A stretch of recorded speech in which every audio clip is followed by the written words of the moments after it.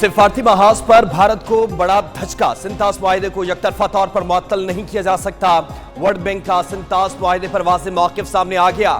World bank کے صدر اجے بنگا نے CNBC کو حالیہ انٹرویو میں واضح کیا کہ معاہدے کو یکطرفہ طور پر معطل کرنے کی کوئی شک اس میں شامل نہیں ہے۔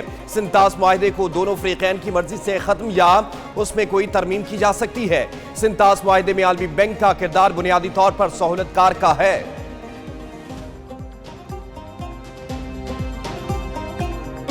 کس طرح آپ نے دفاع کیا اور بڑے مشکل حالات میں، اور دشمن کو ایک انچ بھی آگے بڑھنے کا آپ نے موقع نہیں دیا۔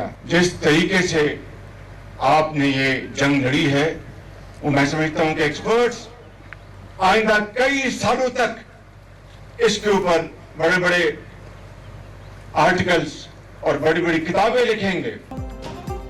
پاکستان نے بھارت سے 1971 کی جنگ کا بدلہ لے لیا۔ بھارت نے پھر حملہ کیا تو جو بچا ہے وہ بھی ختم کر دیں گے۔ وزیر اعظم شہباز شریف کا فرنٹ لائنز پر فوجیوں سے خطاب، کہا کہ دریا روکنے کی کوشش پر خون اور پانی ایک ساتھ بہیں گے۔ پاکستان نے جارحیت کا فیصلہ کن جواب دیا، چند گھنٹے میں عزائم خاک میں ملا دیے، ایک انچ بھی آگے بڑھنے نہیں دیا۔ افواج پاکستان کی کامیابی پر کتابیں لکھی جائیں گی۔ جنگ کی پلاننگ آرمی چیف نے کی، فوج قوم کی آنکھ کا تارا بن چکی ہے۔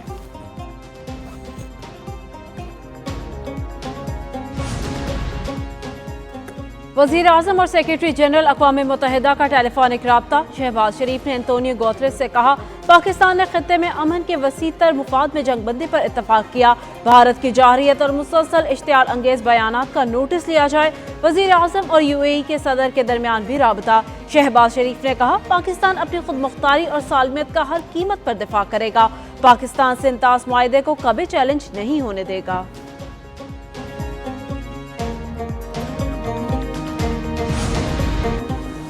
مسلح افواج نے بھارتی ٹیکنالوجی اور طیاروں کو خاک میں ملا دیا۔ ہم نے اپنے سے کئی گنا بڑے دشمن کو شکست دی۔ وفاقی وزیر احسن اقبال کہتے ہیں، پاکستان پہلگام واقعے کی کسی بھی عالمی تحقیق کے لیے تیار ہے۔ بھارت نے ہمیشہ ہٹ دھرمی کا مظاہرہ کیا ہے۔ پاکستان ایک بڑے معاشی بحران سے نکل آیا، ہمیں اپنی معیشت کی بہتری کے لیے مزید کام کرنا ہوگا۔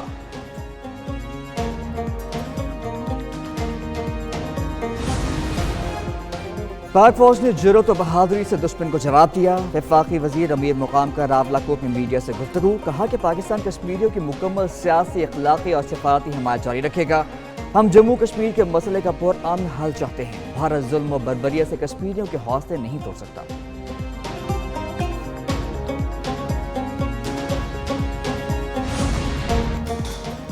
بھارت کے خلاف جارحیت کے بعد چین کی طرف سے بھارت کو بڑا دھچکا۔ چین نے زنگران کے مقامات کو چینی نام دینا خود مختاری قرار دے دیا۔ چینی وزارت خارجہ کا کہنا ہے،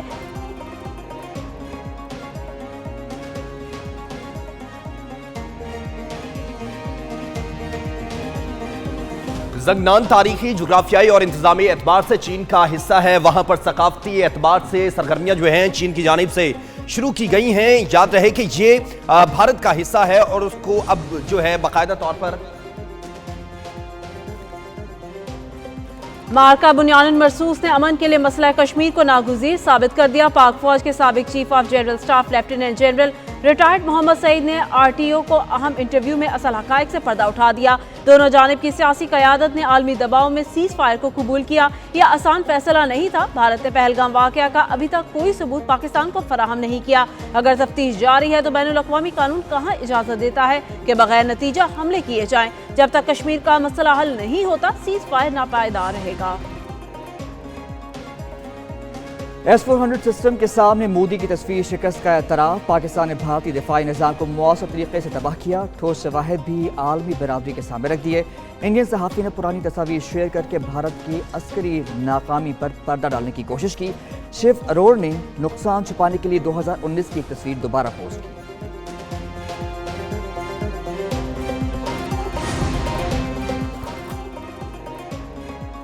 بھارتی جارحیت کے خلاف عظیم فتح، عوام کا خوشی کا اظہار۔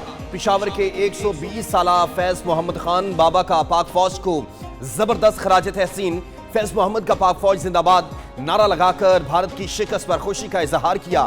کہا، پاک فوج نے ہر جنگ میں بہادری کا مظاہرہ کیا، حالیہ جنگ میں بھی پاکستان نے دشمن کو شکست دی۔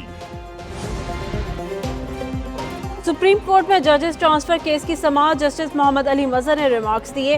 कोई जज मुस्तकिल जज का हल्फ उठाता ही नहीं है, ट्रांसफर को कोई नई तैनाती करार नहीं दिया जा सकता। वकील मुनीर ए मलिक ने दलाल दिए। एक जज की ट्रांसफर को अदलिया की आज़ादी के तनाजुर में देखा जाए। जजेस की सीनियरिटी अदलिया की आज़ादी के साथ मुंसलिक है।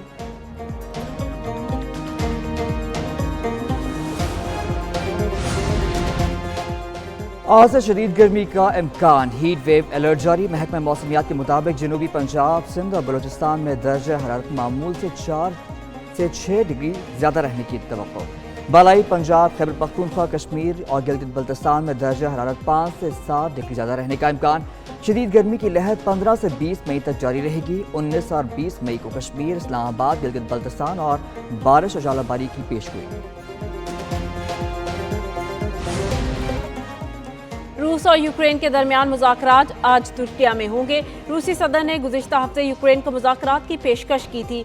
रूसी सदर की पेशकश के जवाब में यूक्रेनी सदर ने मुज़ाकरात पर रज़ामंदी जाहिर की। यूक्रेन के सदर ने रूसी सदर को आमने सामने बैठकर बात करने पर जोर दिया।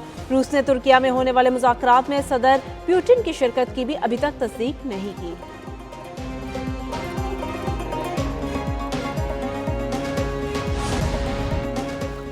अमरीका ने ईरान के बैलिस्टिक मिसाइल प्रोग्राम पर नई पाबंदियां आयद कर दी। अमरीकी महकमा खारजा के मुताबिक पाबंदियां ईरान, चीन से ताल्लुक़ रखने वाले 6 अफराद और 12 इदारों पर आयद की गईं। पाबंदियां ईरान के बैलिस्टिक मिसाइल के लिए पुर्जे तैयार करने वाली कंपनियों पर लगाई गईं। पाबंदियों का मकसद ईरान को बैलिस्टिक मिसाइलों और ड्रोन के पुर्जों की फराहमी से रोकना है। ईरानी सदर मसूद पज़ेश्कियान कहते हैं, किसी गुंडागर्दी के आगे नहीं झुकेंगे।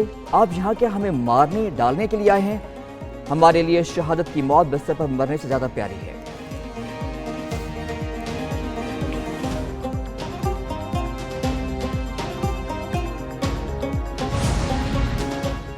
अमरीका पाबंदियां खत्म करे, जौहरी मुआहदे पर दस्तखत कर देंगे। अमरीकी ईरानी सुप्रीम लीडर के सीनियर मुशीर अली शिबखानी का कहना है, ईरान अफजूदा यूरेनियम का मौजूदा जखीरा तर्क कर देगा, बशर्त ये कि अमरीका ईरानी शराइत को तस्लीम करे। ईरान यूरेनियम की अफजूदगी को सिर्फ सिविल सतह तक महदूद रखने पर भी रजामंद है।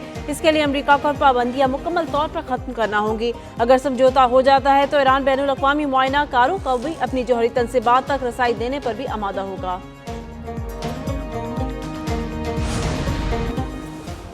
और PSL का मेला एक बार फिर सजने को तैयार। पाकिस्तान सुपर लीग 10 के बकिया मैचेस 17 से 25 मई तक खेले जाएंगे। 17 मई को रावलपिंडी में कराची किंग्स और पेशावर ज़ल्मी आमने सामने होंगे। 9 और 10 मई के मैचों के टिकट 17, 18 और 19 मई के मुकाबले देखे जाएंगे।